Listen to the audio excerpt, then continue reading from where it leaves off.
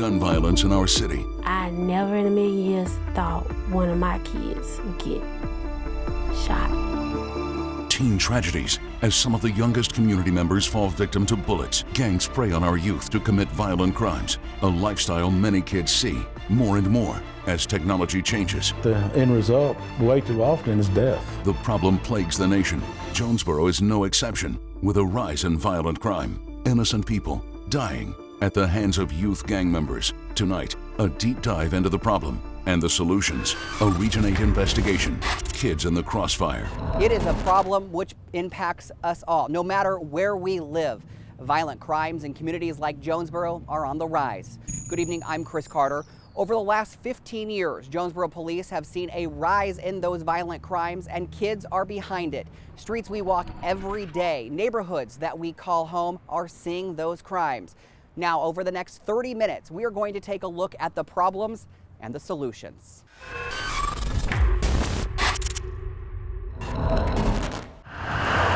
Quiet streets quickly rattled. Neighborhoods turned into crime scenes. Youth are increasingly behind the chaos. It's just becoming more violent in recent times. Jonesboro Police Chief Rick Elliott is at the forefront of the fight. His officers have responded to a rising number of youth gang crimes. They may be second or third generation gang members. FBI data gives us a glimpse of how big the problem is. I dug through dozens of pages of FBI data. In Craighead County, since 2010, I discovered 21% of violent crimes were committed by youth between 10 and 19. The data does not show if those youth are involved in gangs, but Chief Elliott seems to think there is a strong possibility. There are people that are gang members who really don't know they're a gang member. And then the sad thing is they're constantly recruiting, in our schools. Those were the chief's comments after a rash of gang crime in late November. From 2010 to 2020, data provided by the Jonesboro Police Department found major crimes against persons have gone up 249%. Murder and non-negligent manslaughter went from 2 to 11 cases in 10 years. Aggravated assault also saw a drastic increase for the last 10 years, up 61%. This is not new. It's something that's been ongoing in our community and across the nation for many years. While youth crime is not new, the number of youth involved in gang crimes is. The most recent national gang report put together by the FBI, data only goes to 2015. In it, analysts found nationwide there are about 30,000 gangs, a 15% increase since 2006. So gang activity is prevalent really throughout many of the metropolitan areas in the state of Arkansas. Jim Dawson is the special agent in charge of the FBI Arkansas based out of Little Rock. Dawson said gangs tend to focus on metro areas. In eastern Arkansas, those are places like Jonesboro, Marion, West Memphis, and the Helena, West Helena areas. I don't think that Arkansas is in any way an outlier. Many of the issues that we see here in the state of Arkansas are present throughout metropolitan areas in the United States. By definition, these areas are considered smaller cities or rural counties in data compiled by the FBI. Those areas also tend to have the highest number of youth gang members. FBI data found in rural counties just under 59% of gang members are under 18. In small cities, the percentage is a little lower at 48%. In big cities and large suburban counties, less than 40% of gang members are under the age of 18. The glamorous lifestyle shown on TV, in video games, and in music is an appeal for youth, according to Dawson and Elliott. Youth find themselves wanting what they see. It's enticing. The shiny new things, it's enticing for the kids. Some youth, drawn to the lifestyle of drugs, guns, and crime, just want to belong. But you get hooked up with the gangs, and then now you got a home life. You got people that want to care for you, and so it becomes their family. Chief Rick Elliott said in some cases, gangs are providing essential needs to those getting involved, things like food, money for rent, and love. Gang leaders have found it's easier to recruit these days as well, thanks to an already large number of youth involved in crimes. They're in school together. It's your classmates. It is estimated 2 out of every 5 gang members nationwide are youth. The men who are fighting the problem of underage boys and girls committing gang crimes believe gang leaders think it's good for business. It just makes more sense to get these kids in. You pay them a little bit, they get nice new clothes and shoes and even food for the family sometimes. The fact that they are youth, that the legal system is not going to be able to deal with them as they would be able to deal with an adult. With the legal system essentially left with limited options, Chief Elliott and Special Agent Dawson hope through community resources and prevention, the trend of troubled teens committing crimes can be turned around. It looks like the glamorous lifestyle, but the end result way too often is death. Now, getting into a gang usually means committing a crime. Law enforcement that I talked to said that that's usually a violent crime. Things like carjacking, assault, robbery, even murder. And when shots are fired, those bullets do not have names. Innocent kids are getting caught in the crossfire. One Jonesboro mother knows that firsthand after her son was the victim of gang shootings last November. Time It's just like an ordinary Monday. has slowed for Shakita Wesson. He didn't have no chance of survival, so we just started praying. It has been nearly 5 months since Wesson's time came to a momentary stop. I just went, it's kind of blank after that right there. November 22nd, 2021. Shakita's son, Devontae Wesson, was shot and killed near South Caraway Road in Country View Circle. I never in a million years thought one of my kids would get shot. According to Jonesboro police, Wesson was in a car with 2 other people when 2 other people opened fire. Wesson was shot in the head. 18-year-old D'Angelo Lewis is charged with his murder. I don't think I didn't eat, I didn't sleep. I still can't sleep.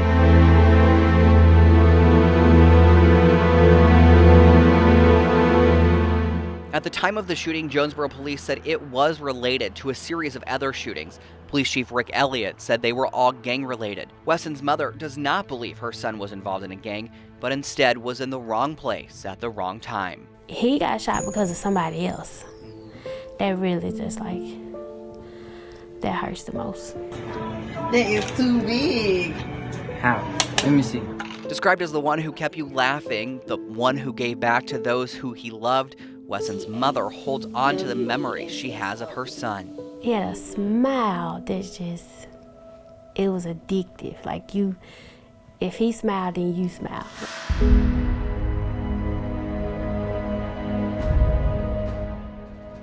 And now that smile is gone. Yeah. You miss the smile. You miss his presence. You miss his noise. Yes. Wesson does not understand why her son had to die. She's frustrated because for this mother, kids, young adults like the man accused in her son's murder have no business with guns. It's just like they so young these days. There is no reason a 14-year-old should be walking around with a gun. How are y'all getting these guns? Wesson wants parents to take responsibility for their children. She echoes the words of police who believe stopping youth and gang violence starts at home. Parents just got to get more involved in what their kids doing and who they're hanging with. And because it's like, my son wasn't a gangbanger, but the crowd, they were in gangs. Especially as more youth find themselves in the world of gang violence. Youth who are recruited by their peers, classmates who have found a lifestyle of drugs and violence. Wesson has a message to the gang leaders who are targeting teens. Do it yourself. Stop using these babies to do it for you. Because all you're doing is destroying the kids that's coming up. Like, you're an adult. You know right from wrong. You figured it out a long time ago. It is a message she hopes gang leaders hear and follow. Because as time moves forward for her, she's left to remember her son. Innocent people, lives being torn apart for no reason at all. A young man who had just graduated high school and had a whole life ahead of him, killed by what police said was an act of gang violence. You took a part of me that I needed. I've always said that we were a puzzle, and you snatched a piece of my puzzle away. D'Angelo Lewis is charged in Wesson's murder. He's facing first-degree murder, terroristic acts, and criminal mischief charges. And fighting the problem of youth violence goes beyond just cuffing and charging those who are responsible. It means getting the community involved and getting to the root of the problem. Jonesboro Police, along with other nearby agencies, have teamed up to work together. The goal is to help other officers know what is happening. Because Chief Elliott and the FBI Little Rock said gang activity in Jonesboro has connections to other communities. Investigators do not just focus on gang crime. They focus on crimes also associated with it, such as drug and gun trafficking and the sex trade. And by making these connections with law enforcement and sharing the intelligence that we're getting and networking, then we're becoming more successful in getting these individuals off the street. At the Jonesboro Police Department, officers are credentialed on a federal level. Officers are certified by the FBI, Homeland Security, U.S. Marshals, and the ATF. It allows when an arrest is made, cases can be tried on a federal level, usually resulting in tougher punishments. Beyond prosecution, solving the problem starts with prevention. Both local and federal law enforcement believe that the community is key to solving the issue of youth gang violence. Our Griffin Demaray talked to some local advocacy groups about this issue and how they're turning around the numbers. Griffin. Chris, different programs throughout the area offer children a safe place where they can go, where they feel like someone cares. And in many cases, that could be the difference in their future.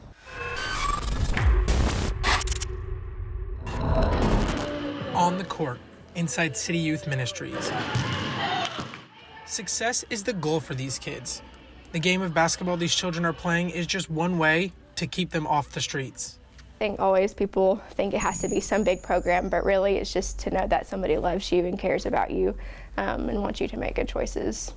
Hannah Caddy is the director of City Youth Ministries. She said offering youth a place where they can come and be themselves is important. Where they're loved and they're cared about, that's going to be the difference maker for them if they're going to choose a good choice or a wrong choice that could change their life forever. The City Youth Ministries program offers kids an after-school safe space where they can play basketball, ride scooters, as well as have an opportunity to connect with other children their age. Caddy said they do everything they can to guide them in the right direction, but there is only so much these programs can do. I think, we always hope that we can give them the right instruction and give them the right tools to make the right choices, but ultimately it's their decision if they're going to make a good choice or a bad choice, and so we can only just hope for the best. Crystal Jones is a Jonesboro mother who said she has seen the dark path some of these kids are on because she, too, once made that same wrong turn. So I really didn't have a good support system at that time. So, I just got involved with the wrong crowd. Jones said now that she has a teenage son, she understands how important it is to get kids in after-school programs. That's why she is starting her own organization with other concerned parents to keep kids off the streets. If there is, I don't think it's enough awareness of the programs that are available to the children. I don't think that they're aware of it, as well as the parents are not.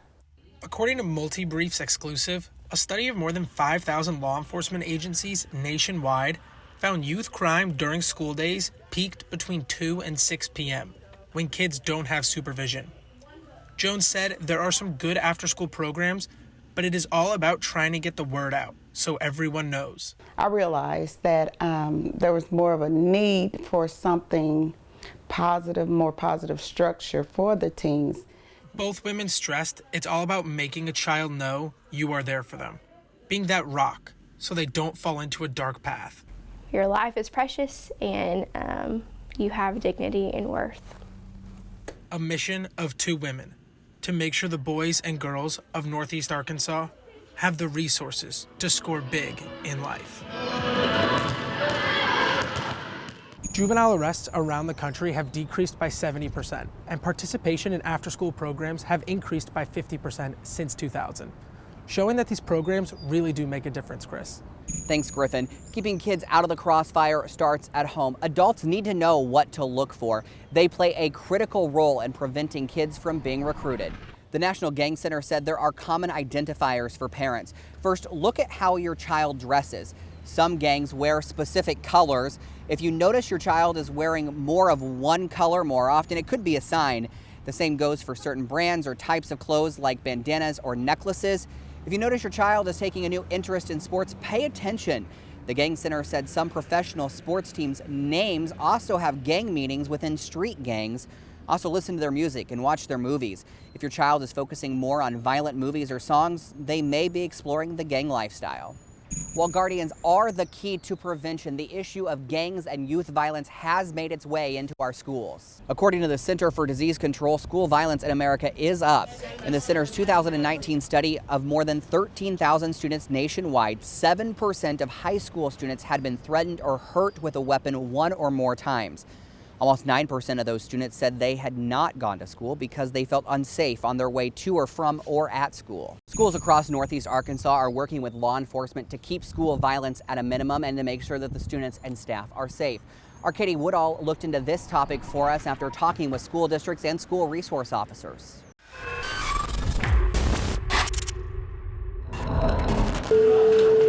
There are some days where we see kids more than their parents do.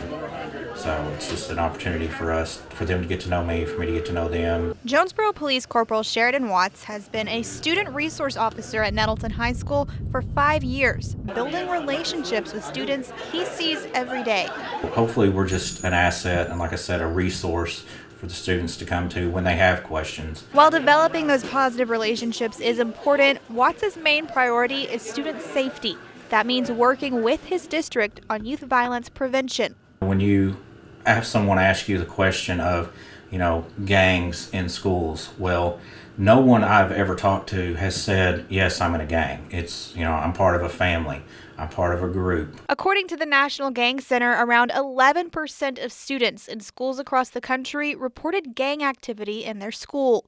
When you start to break down the data of who is joining gangs and when, you're seeing it as young as 5 up to 17. At some point we can't just keep pulling kids out of the water. We've got to go upstream and find out why they keep falling in. For school officials, figuring out where kids start to struggle comes from those positive relationships.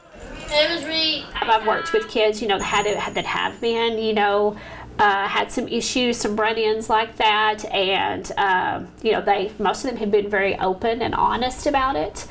Amy Reed is the social worker for Nettleton High School. She works closely with the school SROs to make sure students are getting the care they need. Sometimes if a student is involved with law enforcement or if their family is involved with law enforcement, they let us know to kind of check on the student. Not only are relationships between students and staff important, violence prevention is a community effort. Schools working with each other and local organizations. Myself and the other area SROs, we talk, on almost a daily basis. Another important step in prevention, getting kids involved outside of the classroom. All kids want to be a part of something, and you always want to hope that that's in a positive way. But sometimes, it's just not the case. And so my thing is just encouraging. It's never too late to try to plug them into what they're interested in. The Office of Juvenile Justice and Delinquency Prevention says after-school activities not only happen during critical times when students might be unsupervised, they offer positive role models and relationships for students to build. The more people you can have involved helping a student, the more a student, has on their team, the more successful they are going to be. For schools to be effective in violence prevention, they have to know their students, developing relationships, providing positive extracurricular activities, and continuing education in schools and in the community. Knowledge is power, knowledge is key. I think the more that our community, our students, our parents, are aware of and knowledgeable about, I believe that is key. The more I think the better you will be. Now, while there is no required number of SROs per district in Arkansas, Watts says the more you support your school's SRO program, the more officers might be hired to better develop those relationships with students. In Jonesboro, Katie Woodall, Region 8 News. The Center for Disease Control considers youth violence a problem. From what your kids see on TV to what they do with their friends, society's role in molding children is undescribable. Aramani Williams is back in the studio with how society and what kids hear and see is molding them.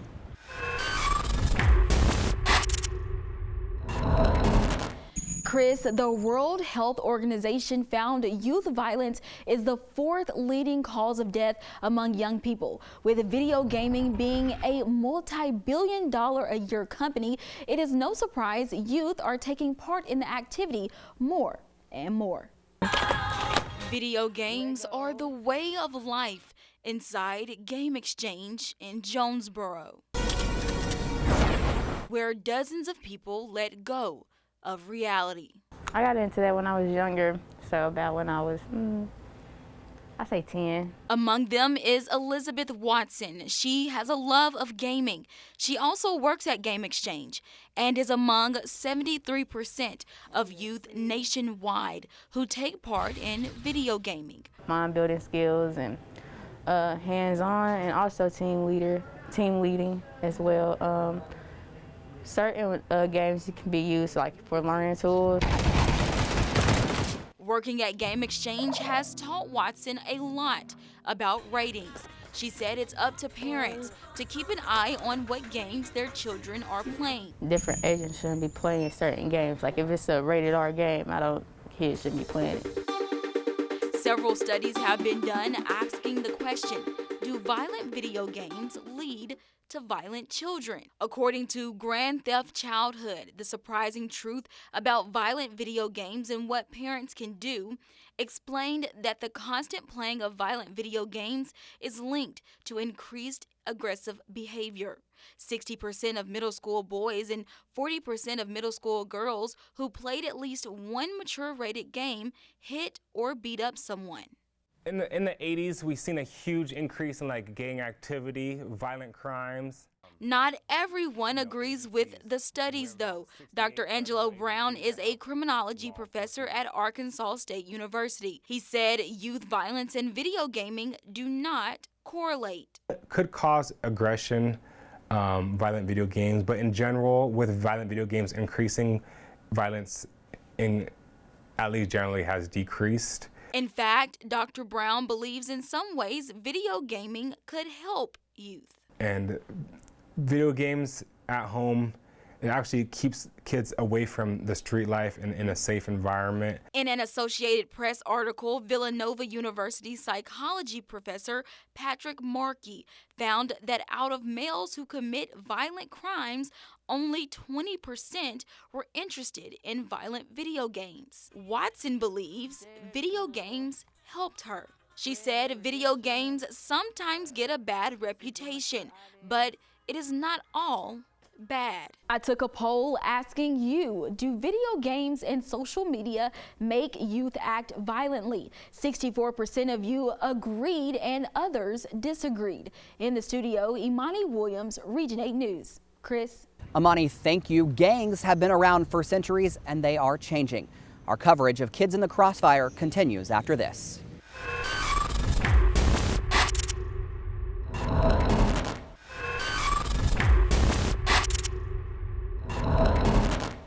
Gangs have been around for years. The first known gang in the country was the 40 Thieves. It took Washington, D.C. by storm in the 1820s. And then there are the gangs that you might know of from the 1980s and the 1990s. But the gangs today are much different than the gangs of the past. From street ownership and identifiable colors, the days of Bloods and Crips are gone. The face of gangs in America has changed. Today's gangs are non-traditional. Consider them a hybrid sort of gang. A variety of races and genders, and sometimes a mixture of the old gangs we used to see on the streets joined together to create a new one. Gangs that once had strong leadership now have a collective group of people calling the shots. Neighborhood-based gangs have largely flattened out in terms of their leadership. And what we have seen is that we don't typically have just one senior kingpin. Jim Dawson, the special agent in charge of the FBI Arkansas, has spent years studying the evolution of gangs. The initial purpose of gangs was to protect their own, as well as support one another.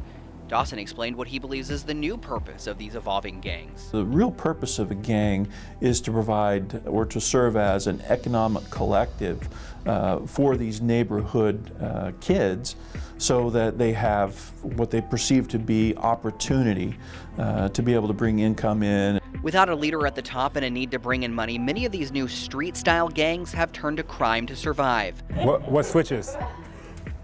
Anybody know that lingo? Dr. Angelo Brown is the assistant professor of criminology at Arkansas State University. He explained as we move further from the days of Latin Kings, Crips, and the Bloods, street gangs can be very hard to document. The groups change names often and have little or no rank structure. The most guns, money, and drugs usually equals more power. Everyone wants the American dream, but if you don't have the means to get it, you're gonna break some corners and go around. Well, Dr. Brown does believe the desire for power means violence. It also means putting on a show. It's all image most of the times. those cars, you know, not owned, not leased, to really educate them to see a lot of the lifestyles just for image. Many times, according to Dr. Brown, the money members are pocketing ends up being less than minimum wage when you factor in court fees and jail time. The way gang members commit their crimes has changed over the years as well. Technology has made it easier for street-style gangs to network and bring in people from out of town to do the job. It's not uncommon to see a neighborhood-based gang in, say, Little Rock that has affiliations with another neighborhood-based gang in Pine Bluff that has affiliations with neighborhood-based gangs in St. Louis or in Texas. This is becoming commonplace. With 33,000 estimated gangs nationwide, Dr. Brown and Special Agent Dawson spend their time in a fight to combat the crime. But they can't do it alone, so they have a message to anyone considering the street life. No matter what, you know, environment you're from, if you're from poverty or not, you have a single mother, a single father, you still have a chance to be successful. There has never been a prohibition against living peaceably with your fellow man. And one of the best avenues to do that is to have an honest conversation with your fellow American on this. In an effort to make those messages a reality, the FBI is working with local police departments to combat the issue of youth violence and those gangs. Fighting this issue also needs your help. Here's what the National Gang Center offered. Talk to your children about the consequences of gangs. Be firm in your expectations. Also, get to know your child's friends and the friends' parents. This means being aware of their attitude on drugs, gangs, and violence. Also, talk to your child about ways to deal with the pressure. Encourage an open dialogue with your kids and let them know that it is okay for them to come to you. Set firm limits. Let your child know what is expected and then have firm and fair consequences. Finally, set family time. As we have learned tonight, sometimes these youth are joining gangs so they can feel loved. We know that we could not cover every aspect of this issue tonight, but we hope we were able to take you beyond just the problem and show you reasons for it and solutions and how you can get involved. This is our home. We work here. We live here. Our families do too. We care about this place and finding the solutions to make it a safer place to live. We will continue to investigate this topic and we will bring you the answers as we get them. Thank you for joining us for this KIT Special Investigative Report.